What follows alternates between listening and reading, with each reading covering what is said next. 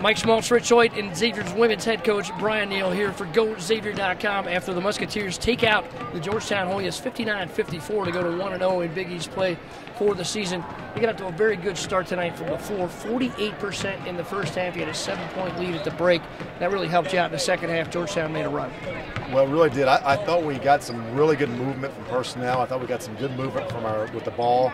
And Georgetown came in the game only allowing teams to shoot 34%. So when we're at 48%, I'm thrilled, but I'm a little worried how long is that going to last, because they're so long and athletic, and their defensive numbers are so much improved. But getting off to a good start was big. We beat Georgetown 3 times last year in very close games. So I knew they were motivated. They are more confident. They're 7-3 coming into the game, so they have a lot of energy coming in. So I knew we were in for a big battle, and but that start was a big key to getting the scoring. 3 matchups last year. Xavier took them all against Georgetown. The average margin of victory 5. It was 5 again tonight. Coach, Rashawn Gaffney, big game, 19 points, and really efficient. The offensive end, 8 for 13 from the field. We've seen Bree Glover, we've seen Aaliyah Zant have some nice offensive performances, and Rashawn really has struggled shooting the ball over the last 3 games. Nice to see her have a nice night tonight.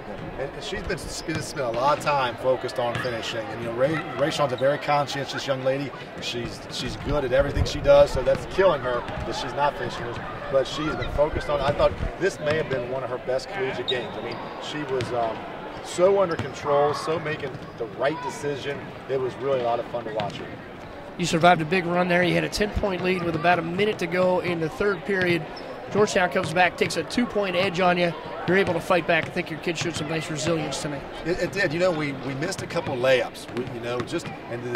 If you miss a layup, they turn it into 2 points. And so those were momentum killers. And then they get a kid who doesn't shoot a lot of threes, throws one in. And then you're like, uh-oh. And so timeout, we had to regroup. They're pressed, the 3-quarter press. We got loose with it. When we got loose down here, we got loose with our defense. Okay, so when we tightened up the press break and then start executing scoring, then our defense all of a sudden got stiff again. So, thank goodness that happened. Fairly new alignment to the league. This is turning out to be a nice rivalry you have going with the Hoyas. We had Dayton in the Atlantic 10 and Temple and all the stalwarts there. It's just turning out to be a pretty good matchup. That's what I told the girls at halftime. It's a hell of a rivalry already, and they wanted us. They want us. Anytime you beat a team that wants you, it's a heck of a day. So yeah, you're right. It's going to be a rivalry. Coach, you've done a nice job cleaning up some of the areas maybe where you were weak at last year in the non-conference, rebounding the ball for one, and really over the last couple weeks taking care of the basketball better. 15 turnovers today, of course only 5 last week against Kennesaw State. And that really limited Georgetown's transition opportunities. Talk about that, and also talk about the rebounding. Got off to a slow start, and you were out rebounded in the game, but you didn't give Georgetown the second chances that they had in the first half, in the second half. Yeah, our rebounding numbers are very good, but we're probably not going to out-rebound Georgetown on the average day. That is what they do. It's how they make a lot of their living, and so it's almost like just survival. I said it's going to be hand-to-hand combat, and we got just enough down the stretch. Sometimes this is where the ball bounces, But luckily the ball bounced just right. We got those, but that was a big key to the game. But you're right, and I can't tell you why the turnovers have cleaned up.